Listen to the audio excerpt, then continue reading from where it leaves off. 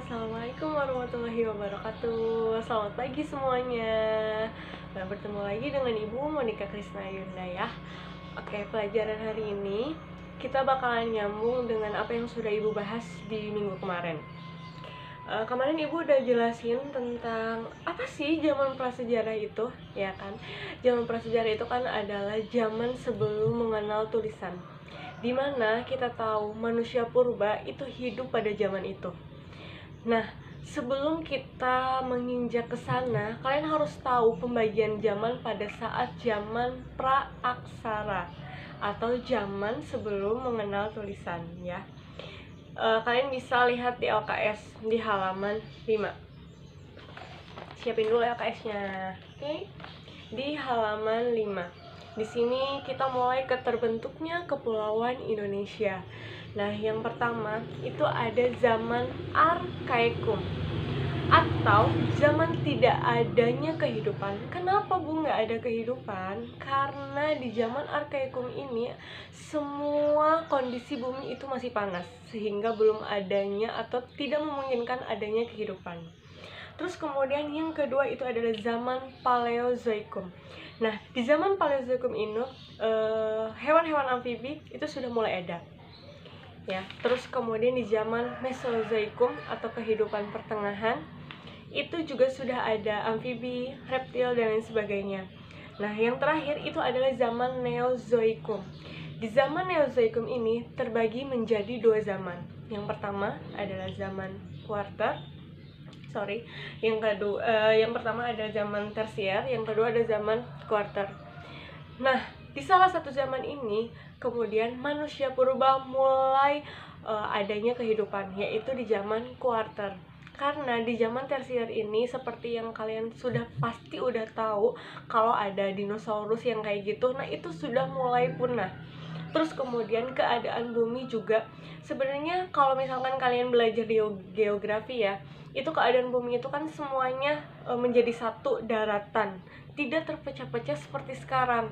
Terus kemudian ada terbentuknya zaman glasial atau terpecahnya daratan bumi, benua Asia yang tadinya sama benua Australia juga bersatu. Terus kemudian karena adanya bentukan di bawah bumi, kemudian akhirnya terpecahkan. Nah, di zaman tersier ini mulai muncul adanya perpisahan. Terus kemudian zaman-zaman hewan-hewan purba itu sudah mulai lenyap. Makanya nanti di zaman Quarter itu yang kedua, itu baru mulai adanya kehidupan zaman manusia purba di dunia.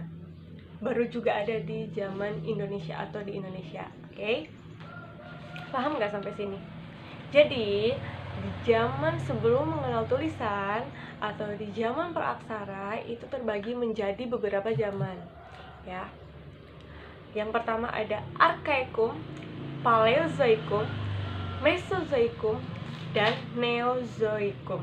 Ya, ingat-ingat ya, ada 4. Nanti kita bakalan bahas lagi di zaman pada saat manusia purba itu ada yang namanya Paleolitikum, Mesolitikum, yang seperti itu. Itu beda. Kalau misalnya kalian pernah dengar tentang Paleolitikum, itu zaman batu. Berbeda dengan Arkaikum atau Paleozoikum atau Mesolitikum. Itu zaman terbentuknya bumi, zaman terbentuknya kepulauan Indonesia juga salah satunya ya. Terus kemudian Bu, apa aja sih ciri-cirinya yang ada pada saat manusia purba itu? Banyak banget ciri-cirinya. Kalian bisa baca di LKS kehidupan zaman praaksara itu apa aja sih? Seperti yang kita tahu, manusia purba itu hidup dengan cara nomaden atau berpindah-pindah. Nanti ketika saatnya ada yang namanya sedenter atau sendenter. Itu artinya pola kehidupan menetap, di mana manusia purba itu sudah mulai kehidupannya menetap, tidak lagi nomaden atau tidak lagi berpindah-pindah. Ya, terus kemudian juga pola kehidupan manusia masa praaksara atau manusia purba ini masih dalam berburu dan meramu. Jadi kalau misalnya kita sekarang makanannya udah tersedia, kalau di zaman dulu enggak. mereka harus dulu mencari binatang buas. Tetapi karena banyaknya binatang buas, manusia purba ini hidupnya tidak di tengah hutan, melainkan di pesisir atau di dekat sumber air. Jadi karena adanya banyak hewan buas itu, mereka juga tetap takut ya. Jadi mereka tetap hidup di dekat aliran sungai, karena dengan sumber air juga dekat.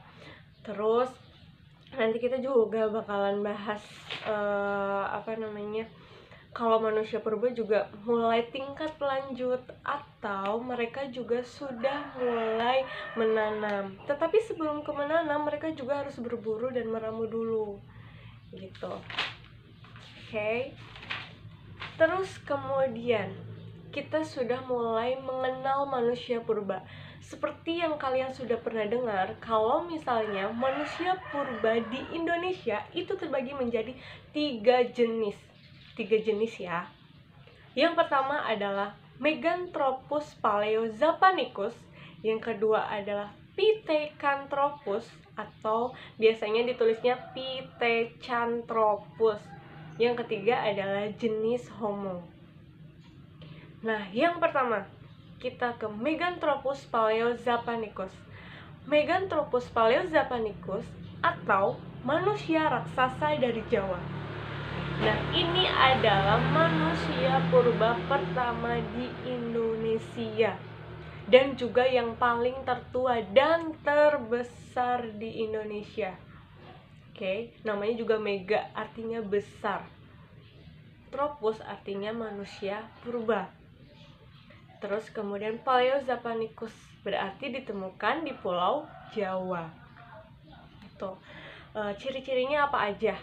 Nanti kalian catat ya, searching, cari ciri-ciri jenis-jenis manusia purba.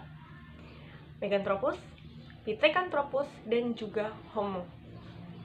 Terus yang kedua, ada Pithecanthropus. Pithecanthropus artinya manusia tegak atau manusia yang berjalan tegak, manusia kera yang berjalan tegak. Di Pithecanthropus ini terbagi menjadi beberapa jenis. Kalau kalian pernah dengar Pithecanthropus erectus, Pithecanthropus soloensis, dan lain sebagainya, tergantung ditemukan di mana si Pithecanthropus ini ditemukan. Terus yang ketiga adalah jenis Homo. Homo adalah jenis manusia purba yang sudah mendekati sempurna seperti manusia sekarang. Makanya kalian harus cari apa sih ciri-cirinya, apa bedanya dari ketiga jenis ini. Tugas pertama ya. Terus kemudian situs manusia purba. Situs manusia purba itu sebenarnya ada banyak, tapi Indonesia itu mempunyai situs manusia purba atau museum manusia purba yang terbesar se-Asia Tenggara. Itu di Sangiran. Kalian bisa baca di LKS halaman 8. Di Sangiran. Di Sangiran ini banyak banget tentang manusia purba, dari awal manusia purba dari Meganthropus, Pithecanthropus sampai dengan Homo. Bahkan dari dunia pun jenis-jenis manusia purbanya ada. Di sana gambar-gambarnya juga ada. Bahkan tentang kehidupan manusia purba juga ada, dari nomaden, berburu meramu, kemudian pola hidup sedenter atau menetap. Di sana kalian kalau misalnya udah pernah ke sana, itu bakalan ngeliat banyak banget gambar-gambar jenis-jenis manusia purba. Oke. Nah, untuk itu minggu ini sekarang cukup itu dulu, kita sampai ke Sangiran dulu.